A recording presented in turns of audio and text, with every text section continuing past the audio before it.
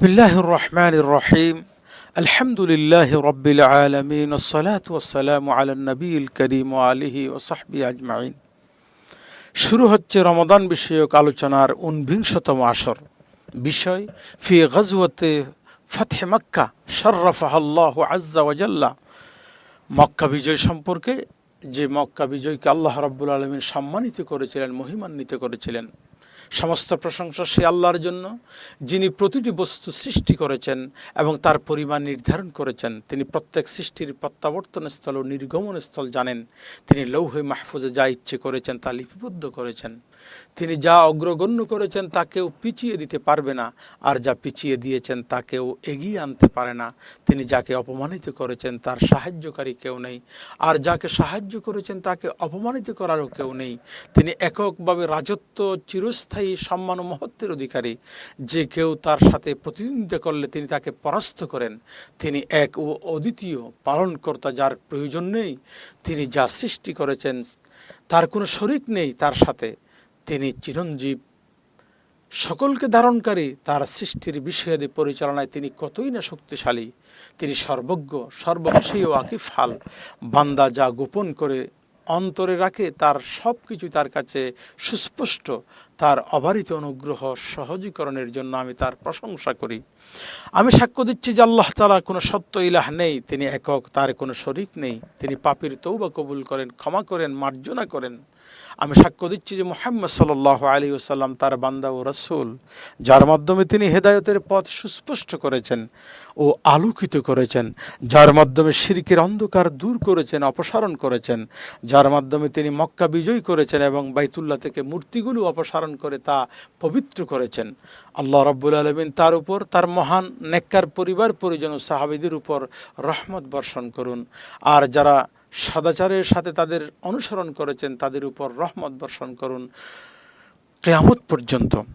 সম্মানিত ভাইয়েরা, এই পবিত্র মাসে যেমন বদরের যুদ্ধ সংগঠিত হয়েছিল, যাতে ইসলাম বিজয়ী হয়েছিল এবং তার মিনার উঁচু হয়েছিল, তেমনি এই মাসেই হিজরি 8ম সালে মক্কা মুকাররমা বিজয় সংগঠিত হয়েছিল। আল্লাহ এই মহান বিজয়ের মাধ্যমে শহরকে নিকৃষ্ট শিরক থেকে মুক্ত করেছিলেন। এটি ইসলামী শহরে পরিণত হয়েছিল, যেখানে তৌহিদ শিরকের স্থান দখল করেছে, ঈমান কুফরের স্থান দখল করেছে, ইসলাম অহংকারের স্থান দখল করেছে। অর্থাৎ সেখানে একক পরাক্রমশালী আল্লাহর ওয়াহদানিয়ত, আল্লাহর রাজত্ব তৈরি হয়েছে। আল্লাহর তৌহিদবাদীদের শক্তি বৃদ্ধি পেয়েছে। যেখানে শিরকের মূর্তিগুলো ভেঙে ফেলা হয়েছে, এরপর আর কখনো সেগুলো সংস্কার করা হয়নি। এ মহান বিজয়ের কারণ ছিল যখন হিজরি 6 সালে হুদাইবিয়ার নামক স্থানে নবী করিম সাল্লাল্লাহু আলাইহি ওয়াসাল্লাম ও কুরাইশদের মধ্যে সন্ধি স্থাপন হয়েছিল। তখন কেউ চেয়েছিল মুহাম্মদ সাল্লাল্লাহু আলাইহি ওয়াসাল্লামের সাথে চুক্তিভুক্ত হতে, আর যারা কুরাইশদের সাথে চুক্তিভুক্ত হতে চাইল তারা তাকা করলো। তখন খুজা গোত্র নবী করিম সাল্লাল্লাহু আলাইহি ওয়াসাল্লামের সাথে চুক্তিবদ্ধ হলো এবং বনু বকর গোত্র কুরাইশদের সাথে চুক্তিবদ্ধ হলো। এই দুটি গোত্রের মধ্যে জাহিলি যুগ, এই দুটি গোত্রের মধ্যে জাহিলি যুগ থেকে রক্তের শত্রুতা ছিল। বনু বকর গোত্র এই যুদ্ধবিরতির সুযোগ নিয়ে নিরাপদ অবস্থায় খুজা গোত্রের উপর অতর্কিত হামলা চালালো, আর কুরাইশরা গোপনে তাদের মিত্র বনু বকরকে তাদের লোক অস্ত্র দিয়ে সাহায্য করলো। অথচ খুজা ছিল নবী করিম সাল্লাল্লাহু আলাইহি ওয়াসাল্লামের মিত্র। তখন তাদের একটি দল নবী করিম সাল্লাল্লাহু আলাইহি ওয়াসাল্লামের কাছে এসে বনু বকর গোত্রের কাজ ও কুরাইশদের তাদের সাহায্য করার বিষয়ে জানালো। আর কুরাইশরা তাদের এই কাজে খুবই বিব্রত বোধ করলো, বুঝতে পারলো যে তারা তাদের চুক্তি ভঙ্গ করেছে। তারা তাদের নেতা আবু সুফিয়ানকে রাসূল সাল্লাল্লাহু আলাইহি ওয়াসাল্লামের কাছে পাঠালেন। নবী করিম সাল্লাল্লাহু আলাইহি ওয়াসাল্লাম আবু সুফিয়ানকে কোনো সদুত্তর দিলেন না, কারণ তিনি তাদের প্রতি ক্ষিপ্ত ছিলেন ওই চুক্তিভঙ্গের কারণে। আবু সুফিয়ান আবু বকর রাদিয়াল্লাহু তাআলা আনহু, উমর রাদিয়াল্লাহু তাআলা আনহুকে বললেন যাতে তারা রাসূল সাল্লাল্লাহু আলাইহি ওয়াসাল্লামের কাছে তার জন্য সুপারিশ করে, কিন্তু সফল হলো না। হযরত আলীর কাছে বললেন, সেখানেও সফল হলো না। আবু সুফিয়ান তাই করলেন। তারপর তিনি মক্কায় ফিরে গেলে কুরাইশরা তাকে জিজ্ঞেস করলেন, কোন সন্ধান নিয়ে এসেছেন বা কোন ফল নিয়ে এসেছেন? তিনি বললেন, আমি মুহাম্মদের কাছে গিয়ে বলেছি, আল্লাহর শপথ তিনি আমার কোনো কথার জবাব দেননি। তারপর তিনি প্রায় 10,000 যোদ্ধা নিয়ে মদিনা থেকে বের হলেন। তিনি মদিনায় আব্দুল্লাহ ইবনে উম্মে মাকতুম রাদিয়াল্লাহু তাআলা আনহুকে গভর্নর নিযুক্ত করলেন। প্রতিমধ্যে জুহফা নামক স্থানে তার চাচা আব্বাস রাদিয়াল্লাহু তাআলা আনহু তার পরিবার পরিজন নিয়ে মুসলমান হিসেবে হিজরত করেছিলেন। তিনি তার সাথে মিলিত হলেন।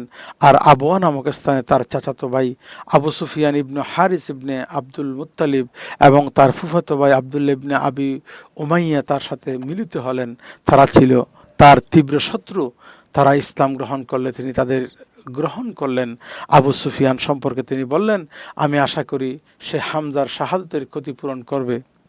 যখন তিনি সাল্লাল্লাহু আলাইহি ওয়াসাল্লাম মাররুজ জাহরান নামক স্থানে পৌঁছলেন, যা মক্কার নিকটবর্তী, তখন তিনি সেনাবাহিনীকে নির্দেশ দিলেন, তারা 10,000 আগুন জ্বালালো। তিনি ওমর ইবনে খাত্তাবকে প্রহরায় দায়িত্ব নিয়োগ করলেন। আব্বাস রাদিয়াল্লাহু তাআলা আনহু নবী করিম সাল্লাল্লাহু আলাইহি ওয়াসাল্লামের খচ্চরে চড়ে এমন কাউকে খুঁজতে বের হলেন যিনি কুরাইশদেরকে খবর দেবেন, যাতে তারা নবী করিম সাল্লাল্লাহু আলাইহি ওয়াসাল্লামের কাছে বেরিয়ে এসে তার কাছ থেকে নিরাপত্তার আবেদন করতে পারে এবং মক্কা শহরে যুদ্ধ সংগঠিত না হয়। তখন তিনি চলছিলেন আবু সুফিয়ান ইবনে হারবকে বদিল ইবনে ওয়ারকাকে ও বলতে শুনলেন, আমি কখনো এ রাতের মতো এতগুলো আগুন দেখিনি। আব্বাস রাদিয়াল্লাহু তাআলা আনহু আবু সুফিয়ানের আওয়াজ চিনতে পেরে তাকে ডাকলেন। আবু সুফিয়ান বলল, আপনার কি হয়েছে হে আবুল ফাদল? তিনি বললেন, এখানে লোকদের মধ্যে রাসূল সাল্লাল্লাহু আলাইহি ওয়াসাল্লাম আছেন। তিনি বললেন, তাহলে কি উপায়? আব্বাস রাদিয়াল্লাহু তাআলা আনহু বললেন, আপনার পিছনে উঠুন, আমি আপনাকে রাসূল সাল্লাল্লাহু আলাইহি ওয়াসাল্লামের কাছে, আপনি পিছনে উঠুন, আপনি নিয়ে যাই রাসূলুল্লাহর দরবারে এবং আপনার জন্য তার কাছ থেকে নিরাপত্তা চাই। তিনি তাকে নবী করিম সাল্লাল্লাহু আলাইহি ওয়াসাল্লামের কাছে নিয়ে আসলেন। নবী করিম সাল্লাল্লাহু আলাইহি ওয়াসাল্লাম, আফসোস তোমার জন্য হে আবু সুফিয়ান, এখনো কি সময় আসেনি যে তুমি জানবে আল্লাহ ছাড়া কোনো ইলাহ নেই? তিনি বললেন, আমি আমার মাতা পিতার উপর কোরবান হোক, আপনি আমার পিতামাতার জন্য কোরবান হন, আপনি কতই না সহিষ্ণু, সম্মানিত, আত্মীয়তার সম্পর্ক রক্ষাকারী। আমি জানি আল্লাহর সাথে যদি অন্য কেউ থাকতো তবে সে আমার উপকারে আসতো। তিনি বললেন, এখনো কি সময় আসেনি যে তুমি জানবে আমি আল্লাহর রাসূল? আবু সুফিয়ান ইতস্তত করলেন। তখন আব্বাস রাদিয়াল্লাহু তাআলা আনহু তাকে বললেন, আফসোস, তোমার জন্য ইসলাম গ্রহণ করো। তখন তিনি ইসলাম গ্রহণ করলেন, সত্যের সাক্ষ্য দিলেন। তারপর রাসূল সাল্লাল্লাহু আলাইহি ওয়াসাল্লামকে নির্দেশ দিলেন, রাসূল সাল্লাল্লাহু আলাইহি ওয়াসাল্লাম আব্বাসকে নির্দেশ দিলেন, হ্যাঁ আবু সুফিয়ানকে পাহাড়ের সংকীর্ণ পথে, উপত্যকায় সংকীর্ণ স্থানে দাঁড় করাতে, যাতে মুসলিম বাহিনী তার পাশ দিয়ে অতিক্রম করে। বিভিন্ন গোত্র তাদের পতাকা নিয়ে তার পাশ দিয়ে অতিক্রম করতে লাগলো। প্রতিটি গোত্র অতিক্রম করার সময় সে আব্বাসকে তাদের সম্পর্কে জিজ্ঞেস করত এবং আব্বাস তাকে জানাতেন। তখন আবু সুফিয়ান বলতেন, এদের সাথে আমার কি সম্পর্ক? অবশেষে একটি শক্তিশালী সৈন্যবাহিনী আসলো, যার মতো আগে কখনো দেখা যায়নি। তিনি বললেন, এরা কে? আব্বাস রাদিয়াল্লাহু তাআলা আনহু বললেন, এরা আনসার, তাদের নেতৃত্বে আছেন সাদ ইবনে উবাদা রাদিয়াল্লাহু তাআলা আনহু, তার হাতেই পতাকা। যখন সাদ রাদিয়াল্লাহু তাআলা আনহু তার পাশ দিয়ে অতিক্রম করলেন, তখন তিনি বললেন, হে আবু সুফিয়ান, আজ হলো প্রচণ্ড যুদ্ধের দিন, আজ কাবাকে হালাল গণ্য করা হবে। তারপর এই সৈন্যবাহিনী আসলো, যা ছিল সবচেয়ে ছোট কিন্তু সর্বাধিক মর্যাদাবান। তাদের মধ্যেই ছিলেন রাসূল সাল্লাল্লাহু আলাইহি ওয়াসাল্লাম এবং তার সাহাবীগণ। পতাকা ছিল জুবাইর ইবনে আওয়াম রাদিয়াল্লাহু তাআলা আনহুর হাতে। তারপর তিনি অগ্রসর হলেন এবং নির্দেশ দিলেন তার পতাকা হাজুনে গাড়া হোক। তারপর তিনি বিজয়ী, সম্মানিত, সাহায্যপ্রাপ্ত হিসেবে মক্কায় প্রবেশ করলেন। তিনি আল্লাহ তাআলার জন্য বিনয় নতজানু হয়ে তার মাথা এমনভাবে নিচু করলেন যে তার কপাল প্রায় সওয়ারের জিন স্পর্শ করেছিল। তিনি পাঠ করতেছিলেন, ক্বালাল্লাহু সুবহানাহু ওয়া তাআলা, নিশ্চয়ই আমরা আপনার জন্য একটি সুস্পষ্ট বিজয় দান করেছি, এবং তিনি তা বারবার আবৃত্তি করতেছিলেন। তিনি সাল্লাল্লাহু আলাইহি ওয়াসাল্লাম একটি সৈন্যবাহিনীর ডান পাশে খালিদ ইবনে ওয়ালিদ রাদিয়াল্লাহু তাআলা আনহু এবং বাম পাশে জুবাইর ইবনে আওয়াম রাদিয়াল্লাহু তাআলা আনহুকে প্রেরণ করলেন এবং বললেন, যে মসজিদে প্রবেশ করবে সে নিরাপদ, যে আবু সুফিয়ানের বাড়িতে প্রবেশ করবে সে নিরাপদ, যে তার ঘরে প্রবেশ করে দরজা বন্ধ করে দিবে সে নিরাপদ। তারপর রাসূল সাল্লাল্লাহু আলাইহি ওয়াসাল্লাম অগ্রসর হয়ে মসজিদে হারামে পৌঁছলেন এবং তার সাওয়ারির উপর বসেই তাওয়াফ করলেন। কাবাঘরের চারপাশে ৩৬০টি মূর্তি ছিল। তিনি সাল্লাল্লাহু আলাইহি ওয়াসাল্লাম তার হাতে থাকা ধনুক দিয়ে সেগুলোকে আঘাত করতে লাগলেন এবং বলতে লাগলেন, সত্য এসেছে, মিথ্যা বিলুপ্ত হয়েছে, নিশ্চয়ই মিথ্যা বিলুপ্ত হওয়ারই ছিল। সত্য এসেছে, মিথ্যা আর সূচনা করতে পারে না, পুনরাবৃত্তিও করতে পারে না। মূর্তিগুলো মুখ তুবড়ে পড়তে লাগলো। তারপর তিনি সাল্লাল্লাহু আলাইহি ওয়াসাল্লাম কাবায় প্রবেশ করলেন, সেখানে কিছু ছবি দেখতে পেলেন এবং সেগুলো মুছে ফেলার নির্দেশ দিলেন। তারপর সেখানে সালাত আদায় করলেন। সালাত শেষে তিনি কাবার মধ্যে ঘুরলেন, তার বিভিন্ন কোণে তাকবীর দিলেন, আল্লাহ তাআলার তৌহিদ তথা একত্ববাদ ঘোষণা করলেন। তারপর তিনি কাবার দরজায় দাঁড়ালেন। নিচে কুরাইশরা অপেক্ষা করছিল, তিনি কি করবেন। তিনি দরজার দুপাশে খুঁটি ধরে বললেন, আল্লাহ ছাড়া কোনো ইলাহ নেই, তিনি একক, তার কোনো শরিক নেই, তারই সকল রাজত্ব, তারই সকল প্রশংসা এবং তিনি সব কিছুর উপর ক্ষমতাবান। তিনি তার প্রতিশ্রুতি সত্য করেছেন, তার বান্দাকে সাহায্য করেছেন এবং একাই সব শত্রু জোটকে পরাজিত করেছেন। হে কুরাইশ সম্প্রদায়, আল্লাহ জাহেলিয়াতের অহংকার ও পূর্বপুরুষদের মাধ্যমে বড়াই করা তোমাদের থেকে দূর করেছেন। সমস্ত মানুষ আদম থেকে, আর আদম আলাইহিস সালাতু ওয়াস সালাম মাটি থেকে সৃষ্ট। হে মানুষ, আমরা তোমাদেরকে এক পুরুষ ও এক নারী থেকে সৃষ্টি করেছি এবং তোমাদের বিভিন্ন জাতি ও গোত্রে বিভক্ত করেছি, যাতে তোমরা পরস্পরকে চিনতে পারো। নিশ্চয়ই আল্লাহর নিকট তোমাদের মধ্যে সে ব্যক্তি সর্বাধিক মর্যাদাবান, যে সর্বাধিক তাকওয়াবান। নিশ্চয়ই আল্লাহ সর্বজ্ঞ, সর্ববিষয়ে অবগত। হে কুরাইশ সম্প্রদায়, তোমরা কি মনে করো আমি তোমাদের সাথে কি করব? তারা বলল, ভালো কাজ, আপনি মহানুভব, আপনি মহানুভব ভাই, তাই আপনি আমাদের সাথে ভালো সদ্ব্যবহার করবেন।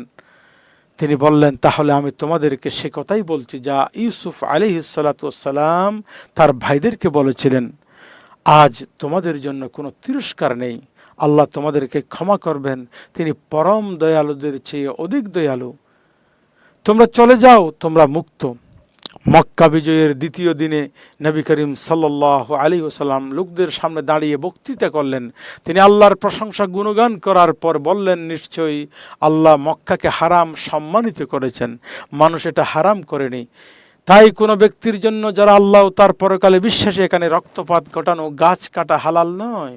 যদি কেউ রাসূল সাল্লাল্লাহু আলাইহি ওয়াসাল্লামের সাথে যুদ্ধ করার অনুমতি দাবি করে, তবে তোমরা বলো, আল্লাহ তার রাসূলকে অনুমতি দিয়েছিলেন, তোমাদেরকে অনুমতি দেন নাই, আর তিনি আমাকে শুধুমাত্র দিনের কিছু সময়ের জন্য অনুমতি দিয়েছিলেন, আর আজ এর সম্মান পূর্বের মতোই ফিরে এসেছে। সুতরাং তোমরা উপস্থিত ব্যক্তিবর্গ অনুপস্থিত ব্যক্তিবর্গকে এই সংবাদ পৌঁছে দিবে। অতএব মক্কা বিজিত হলো। এর মধ্য দিয়ে সুস্পষ্ট বিজয়ের মাধ্যমে আল্লাহ রব্বুল আলামিন সাহায্য সম্পূর্ণ হলো, পরিপূর্ণ হলো। মানুষ দলে দলে আল্লাহর দ্বীনের পথে আগত হলো, প্রবেশ করতে লাগলো। আল্লাহর শহর ইসলামী শহরে পরিণত হলো, যেখানে আল্লাহর তাওহীদের ঘোষণা দেওয়া হলো, তার রসুলের সত্যতা স্বীকার করা হলো, তার কিতাবের শাসন প্রতিষ্ঠিত হলো। এতে রাষ্ট্রীয় ক্ষমতা মুসলমানদের হাতে এলো, শিরিক দূরীভূত হলো, তার অন্ধকার হয়ে গেল, শিরিক বুলুৎপাটিত হয়ে গেল। আল্লাহ মহান, সকল প্রশংসা আল্লাহর জন্য। আর এটা হলো কিয়ামত পর্যন্ত আল্লাহ তার বান্দাদের প্রতি অনুগ্রহ। হে আল্লাহ, আমাদেরকে এই মহান নিয়ামতের শুকরিয়া আদায় করার তৌফিক দান করুন। প্রতিটি সময়ে, প্রতিটি স্থানে ইসলামী উম্মাহকে বিজয় দান করুন। আমাদেরকে, আমাদের পিতামাতাকে, সমস্ত মুসলমানদেরকে ক্ষমা করুন। হে সর্বাধিক দয়ালু, হে আল্লাহ, মুহাম্মদ সাল্লাল্লাহু আলাইহি ওয়াসাল্লাম, তার পরিবার পরিজন, সাহাবায়ে কেরাম, তাবেঈন এবং এ পথের প্রতি কিয়ামত পর্যন্ত সকলকে আপনি রহম করুন। আমিন ইয়া রাব্বাল আলামিন। আজ এ পর্যন্ত। আমাদের পরবর্তী অনুষ্ঠানে আমাদের সাথে থাকার জন্য ধন্যবাদ। আসসালামু আলাইকুম ওয়া রাহমাতুল্লাহি তাআলা ওয়া বারাকাতুহু।